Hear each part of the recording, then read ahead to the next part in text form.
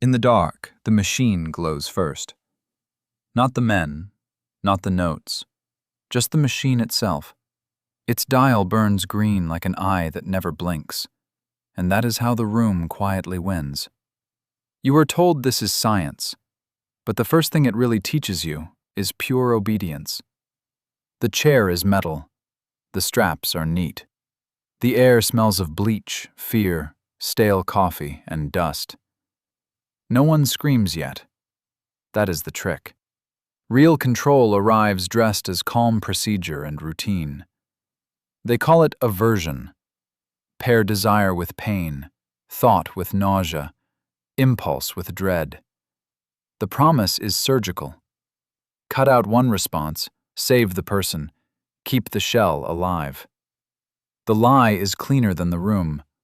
The lie says suffering can be measured, then cured. So the lights dim, the dial glows harder, and a living human being becomes a working hypothesis. Subscribe to the channel, like and share this video. Thank you. Now let's get back to the experiment.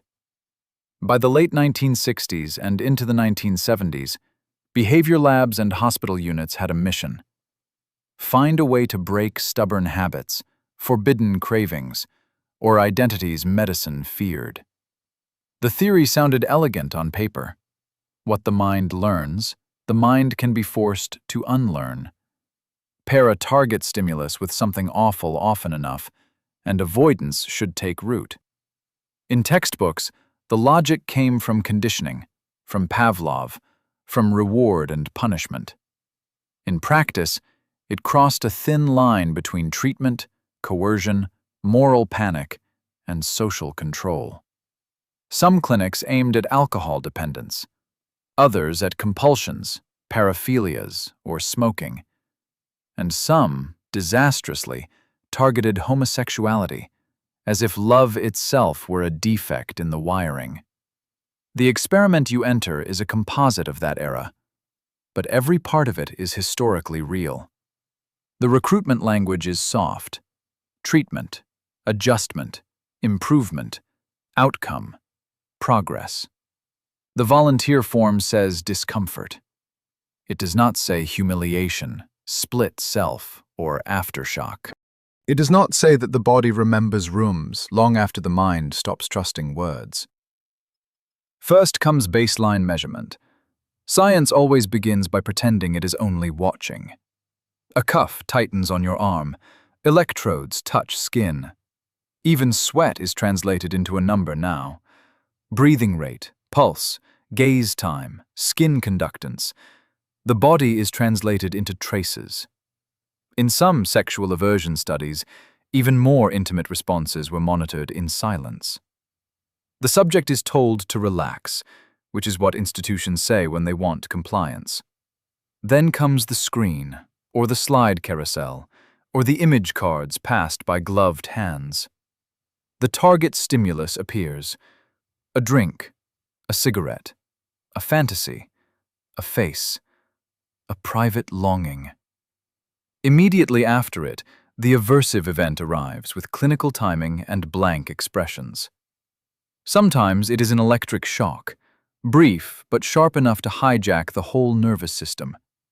Sometimes it is an emetic drug, a chemical order that recruits the stomach against the mind. Sometimes it is foul odor, shame scripts, verbal command, disgust imagery, or all at once. The method changes by clinic. The architecture does not. Anticipation becomes the weapon. The first trials are confusing. Confusion is useful. It keeps resistance from becoming speech. You flinch at the stimulus, then at the punishment, then at the space between the two. Within minutes, the experiment is no longer about the image on the screen in front of you at all. It is about waiting for the next blow to arrive from a person in a white coat with perfect timing. That waiting spreads everywhere, to the chair, to the projector, to your own breathing. Fear begins to colonize neutral things, and the lab quietly notes a successful association. From behind the observation glass, The researchers write in verbs that sound smaller than pain. Subject hesitates. Subject averts gaze. Subject compliance improves. Arousal declines. Those phrases are efficient. They're also dangerous, because they hide what they cost. Hands trembling under the armrest become motor agitation. Tears become distress response. A request to stop becomes treatment resistance when the protocol needs another session. Yet the scientists are not cartoon villains. That is what makes the story harder to survive. Some truly believe they are rescuing people from ruin, scandal, addiction, or social exile. Some are ambitious and hungry for publishable effects, clean graphs, and academic prestige. Some are trapped inside the moral weather of their time and mistake consensus for truth. And some know the room is going too far, but continue because the data still arrives. The participants are easier to understand than the staff, and far more painful to hear clearly. Some come under family pressure, some under court pressure, some from pure desperation. An alcoholic may want relief and accept misery in exchange for one last chance at control. A smoker may submit to nausea because the future seems cheaper than the present craving.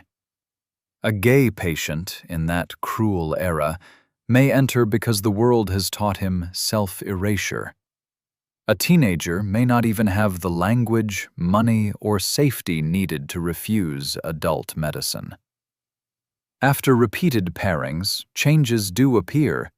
That is why aversion survived as long as it did. People avoid the cue. Their pulse shifts sooner. Their gaze shortens. Their body braces early. Sometimes the targeted urge weakens for a while, especially in narrow, supervised settings. In alcohol aversion work, some patients later reported reduced craving and better abstinence. But suppression is not the same as healing, and compliance is not the same as consent. The darker observation came more slowly, and it was much harder to fit neatly into the charts. Subjects often learned not just to avoid the target, but to fear themselves for having wanted. The punishment did not always erase desire. It often wrapped desire in shame and vigilance. That fusion is psychologically expensive. The person becomes both prisoner and guard. Many left with anxiety, secrecy, nausea memories, dissociation, and a damaged trust in care. The lab might record success at week 6, while the deeper human cost kept maturing for years. One participant later recalls the room before he even recalls the images shown inside it. He remembers the hum of the projector, the green dial, the taste of metal in his mouth. He remembers watching the technician's hand more than the screen, trying to predict pain. That detail matters. When the person studies the operator more than the target on the screen, the experiment is no longer just conditioning. It is domination wearing scientific gloves. Another participant says the worst part was not the shock. It was the bargain beneath it. If I stop reacting, maybe they will stop hurting me. If I perform change, I can go home. That is a tactical adaptation, not a cure. It is survival intelligence under unequal power. Human beings are brilliant at learning escape routes. Institutions often misread that as reform. The researchers noticed secondary effects even when they did not name them honestly in print. Anticipatory anxiety rose before sessions. Sleep worsened. Appetite changed. Avoidance spread. Some subjects became distressed by the lab setting itself before any stimulus was presented. This was classical conditioning too. just not the elegant kind the papers liked to celebrate. The mind linked terror to context. Room, smell, voice, clipboard, clock, fluorescent hum. That insight would become one of the most paradoxical gifts of these brutal methods to science. They showed how rapidly humans attach emotion to context, ritual, prediction, and repeated cues. They showed that expectation can wound before contact, and memory can punish in advance. They exposed how authority amplifies conditioning. Pain from a machine is one thing in theory. Pain delivered inside a trusted institution can rewrite identity, morality, and self-worth. This mattered far beyond those sealed rooms, their clipboards, and their carefully dimmed lights. Behavior modification programs in hospitals, prisons, schools, and residential institutions borrowed the same underlying fantasy. Engineer conduct by manipulating consequence and fear. In addiction treatment, aversion methods persisted in some forms, especially chemical variants. In sexual correction programs, the same logic fed conversion practices now widely condemned. Elsewhere, less dramatic descendants survived in milder deterrent therapies and habit interventions. Who used the lessons later, and for what ends once the original experiments had closed down? Clinicians used them to design programs for alcohol misuse, smoking, and impulse control. Psychiatrists and psychologists used them to argue that problematic behavior could be reshaped. State systems and rigid institutions used the broader logic to manage deviance and compliance. Activists, survivors, and ethicists later used the same history as evidence of medicine's abuse. And modern therapists used the wreckage to draw a line. Efficacy without ethics is failure. The scientific importance of aversion research is real, but it is inseparable from the warning. It strengthened understanding of associative learning, anticipation, relapse, and cue-triggered fear. It helped show that behavior is not changed only by reward. Threat can sculpt it fast. It revealed how environment, timing, repetition, and authority magnify psychological pressure. It also revealed a limit that humane science keeps forgetting. Humans are not simple switches. You can force avoidance for a while. You still cannot guarantee meaning, healing, or freedom. You can shrink a visible reaction while silently enlarging shame beneath the skin and memory. You can produce a graph that looks clean while an actual life becomes more fragmented inside. And if your theory of change ignores dignity, your data may measure surrender, not recovery. By the late 20th century, criticism of these methods grew sharper, louder, and harder to dismiss.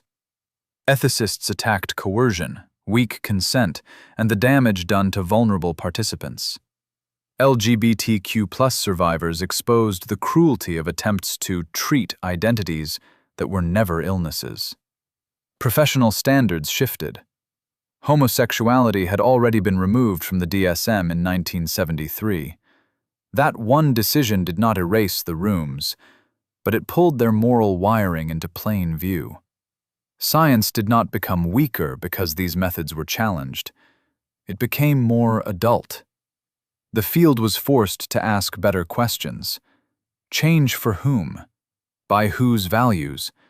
At what cost? How much apparent progress is merely submission? How long do harms outlast the protocol? What counts as informed consent when the subject is ashamed, cornered, or socially hunted? Those questions now sit inside research ethics boards because someone once failed to ask them. And that is why the glowing dial still matters now, decades after those rooms lost authority. Not because aversion therapy was noble, not because its logic was always useless in every case, but because it showed, with ugly clarity, how thin the wall is between cure and control. Every era builds rooms where pain is renamed procedure and pressure is renamed necessary help. The instruments change. The temptation to control the person underneath does not change with them. Today, the language is subtler. The interfaces are cleaner. The metrics are faster and more seductive. But any system that says, we can fix the person by making suffering systematic and measurable, still carries a faint green light from that older room where procedure often eclipsed humanity. That light warns researchers, clinicians, governments, and audiences alike to ask harder questions. When a method works too quickly on outward behavior, ask what it is doing underneath. The final lesson is not that conditioning is false. It is that power is part of the experiment. The subject never responds only to the stimulus. The subject responds to threat, hope, status, humiliation, escape, dependency, and the terrible human urge to survive the person in charge. Ignore that, and your science becomes theater with electrodes, forms, and polished self-deception. Face it, and you begin to understand both learning and cruelty with greater precision. So picture the room one last time, as if the lesson only becomes visible at the very end. The chart paper waits. The glass reflects. The technician adjusts a dial in the half-dark. Somewhere, a participant decides whether to obey, endure, lie, comply, dissociate, or break. Somewhere else, a scientist decides whether a changing number equals a changing soul. Between those two decisions hangs the whole moral weight of modern psychology and its power. The machine glows in the dark because someone inside the room wants certainty more than doubt. The human being glows in the dark for another reason entirely. Pressure reveals what was hidden. Under pressure, hidden truths become visible. Fear, compliance, resistance, grief, strategy. That is what aversion research finally illuminated, despite itself and against its own ambitions. Not how easy it is to fix a person, but how dangerous it is to try without mercy or humility. Subscribe to the channel, like and share in the comments what you think about this experiment. Thank you, and see you in the next experiments.